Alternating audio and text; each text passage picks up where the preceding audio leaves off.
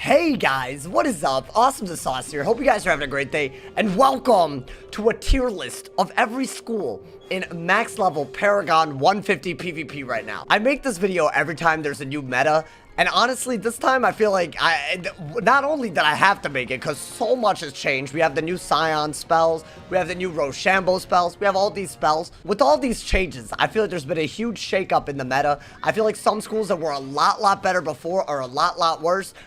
There's a big shakeup. So without further ado, I thought I would rank them. I thought I would share my opinion. Let's get right into it. This is probably going to come as a huge surprise, but in my opinion on this tier list, I'm actually going to put Balance at the bottom. Does this mean that Balance is unplayable, the worst school, never going to be good? No, not at all. I just think that compared to all the other schools, I feel like Balance has a lot to struggle with. I would say their big hitter right now is Hydra.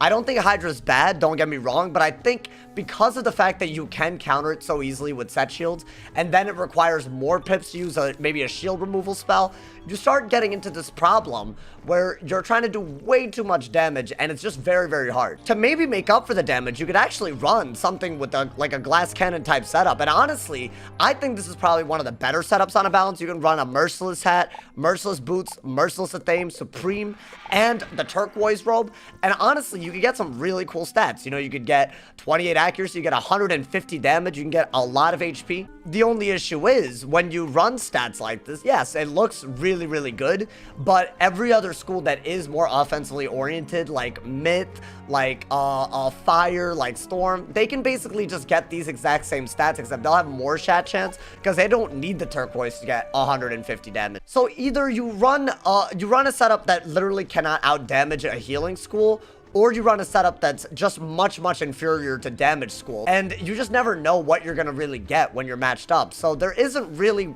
in my opinion, one perfect setup to go against a variety of schools right now for Balance. The other thing that I would like to say is that the conditionals, they're great, and I especially like Jhin. This one you can actually set up yourself, but unfortunately they're too reliant, in my opinion, to be that good on what your opponent does. For example, right, if you want to pull off a Tribunal Oni, your opponent needs to use needs to not use Shads. And yes, you can use Oni's Shadow. You can literally try to make this happen, but if you use Oni's Shadow, your opponent can still just use a Shadow on you. That's the thing. I think it's a little too reliant on what your opponent does for the conditionals to be good, and the stats themselves hold Balance back quite a bit. I'm putting Life at number 6. Now, hear me out, all right? By the making of this video, they've literally, because Jades have become such a problem, they've taken out TC heals, and I'm treating Life like people who play actual Life, like not just people who stall and heal for the entirety of the game, right? I feel like if you play Life to actually defeat your opponent, I do think it's number 6 on this tier list. Now, I think the problem that they have stat-wise is very similar to Balance. If you go against another healing school like a Balance, a Death, or a Life, and you're running too defensive of a setup, it's always going to be a timer game, and that's pretty much a 50% win rate. But then you run into this issue where every other school can out damage you very easily. If let's say that I run, right, triple damage, a Merciless hat, and, you know, the Supreme Staff, Merciless stuff all together, right? Basically the most damage you could theoretically have, unless you run a Turquoise robe as well. You're looking at 135 damage. Now, here's the thing. Yes, I could run Turquoise. I would argue that you really shouldn't do that on a Life because your shad rating goes down. And when your shad rating goes down, people will just spam shads at you at a rate where you can't keep up with your healing. And you also can't keep up with your damage. It's just not a feasible thing. At least Balance, if you get shads, if your opponent gets shads, you have a spell that can counter it. I don't recommend the Turquoise on the Life. I would actually put Life way higher if you could put TC heals in again. Unfortunately, because of Jading, deck building has become a nightmare. Let's say that you do want to heal, you need to put Satyrs in main. Let's say that you want to heal, you need to put Dryads in main. If you want regenerates, they got to go in main deck. It's very hard to be offensive while having heals cluttering up your main deck. Life is just not clear cut anymore. I think Life would have been top 3 easily before the Jades had to ruin it for everybody.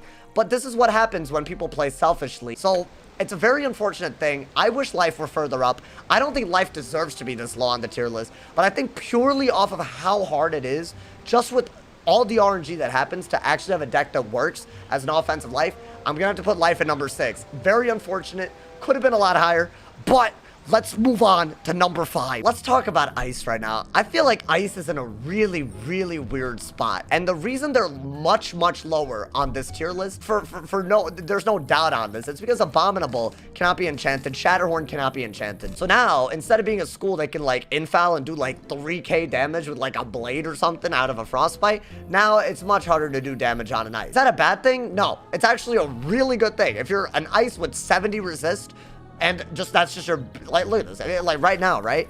I could, if I had a Brace Jewel on this pet, I could be running 107 damage with 71 resist. That is a lot when you have 11,000 HP. So yes, there should be a trade-off. I'm glad that they are making it so that Ice can't do that much damage. I actually don't think the Abominable thing is actually the reason that Ice is struggling right now, because every school technically cannot enchant their shads.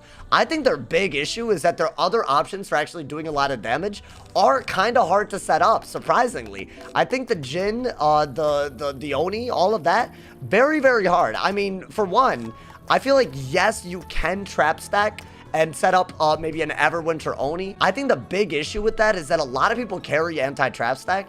And two, unlike Myth, unlike Fire, where you have fuels and you have spells that can really target shields, you really do not have that as an Ice. So in order to set this up, you need a very specific mastery. Maybe with a Myth mastery, an Everwinter Oni strategy could work. That being said, this is probably their easiest to set up Gambit, and it only does 1100 damage. It's not actually that different than setting up for, you know, like a Lord of Winter enchanted and just waiting a couple of extra rounds and not having to set up a bunch of traps. So their high damage hits are hard to do. So against healing schools, it's almost a guaranteed L unless it's a timer game and you do not go first. So that's kind of the issue. I feel like at least Life and Balance, they might have options against people who heal. I feel like Ice with their damage, and they're very hard to set up conditionals. If someone really did outplay them, it's very hard to beat someone who has heal. The reason Ice is higher than Balance and Life, though, is that I think they do very well against Storm and Fire, and that's a very big tool to have in this meta. I feel like you can shield a lot. You can definitely lay back on your defenses. You can do a lot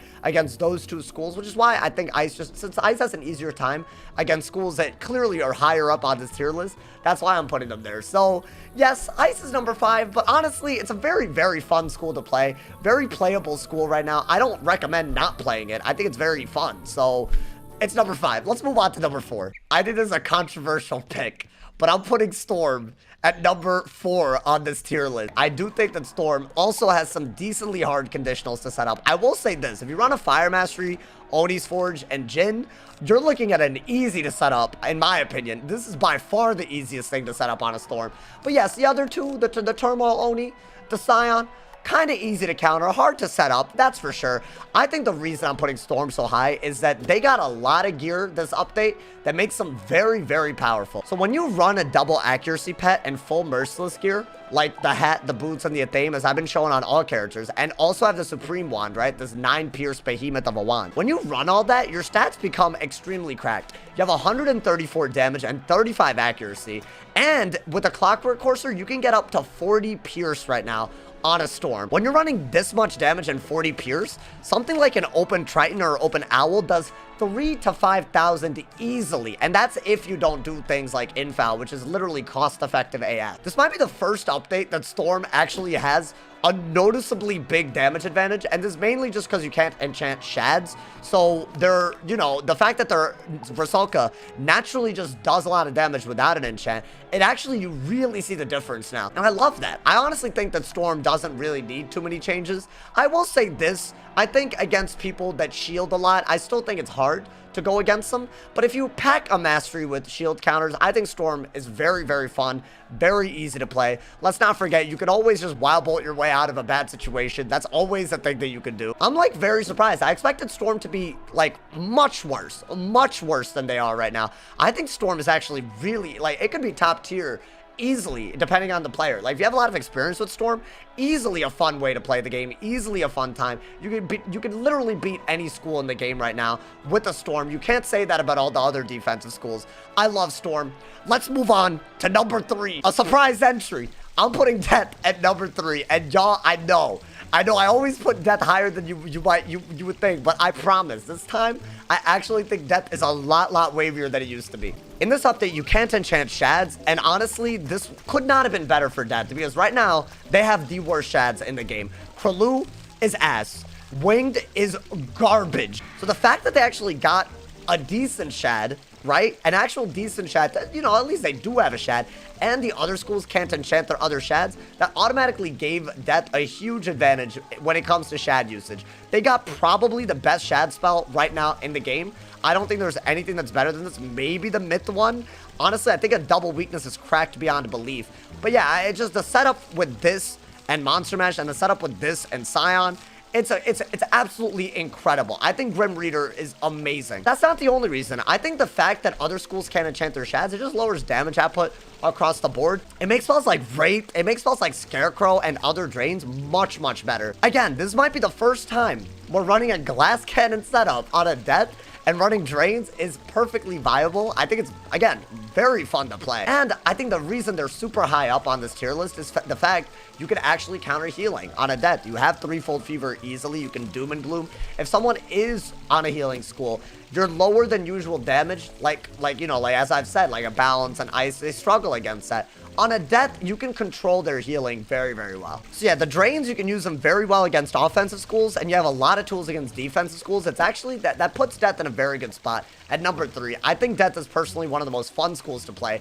Let's move on to number 2. Number 2 is definitely going to have to be Myth. Now, keep in mind, I haven't done Myth PvP. I'm only level 143. He's my last one that I gotta max out. You'll see him soon. But I've seen so much Myth PvP that I already know. Myth is on another level right now. First off, I don't think Myth got nerfed this update. A lot of people think that Myth got nerfed because King Art, it's not as good. First off, King Art was dumb back when it was good. This is an amazing spell. It's very, very similar to Burning Rampage. I would argue that it's better than Burning Rampage because you don't actually use the traps that are on your opponent when you cast this. So like Burning actually hits a little bit and then it detonates. This just pierces a hit, leaves your opponent hella open. The key to using the spell is having a follow-up and having traps or blades left over so that triage doesn't punish. This spell completely rewards trapping more than it rewards blading. I would say it's a very good spell. I plan on using it a lot. Very good spell. The reason why I put Myth super high up is that they have infinite removal spells like D-Shift and Earthquake that can really basically just counter blade and trap stacking like pretty naturally. And they also, so that's a defensive tool set, but they also have the most offensive tool set out of any of the schools right now because they can literally turn both weaknesses and they can also turn shields into traps. And I think that's just such a big deal. Not to mention that Jin's defense is like a glorified steel ward. It's basically saying that, oh, you're trying to set up for a shield base? Let me have it. You feel me? This is by far the best one, in my opinion. So, you know, it's just, Myth just got a lot of good tools this time around. The fact that they can also use spells like Athena, like Ninja Pigs, it really, they're not affected as much as you would think by the fact that you cannot enchant shads. These are very, very powerful spells right now. Fire and Myth are very, very similar. I would say that some people could say that Myth is better than Fire. It just depends on how you play it. I would say that Myth has the most options, has the most counterplay available, and it also does not lose out a lot. They didn't really get nerfed in this update. They have a lot of options. So I would argue that if you're very trap heavy and you're smart about how you trap, you're not just spamming it, you're smart about when and how you trap,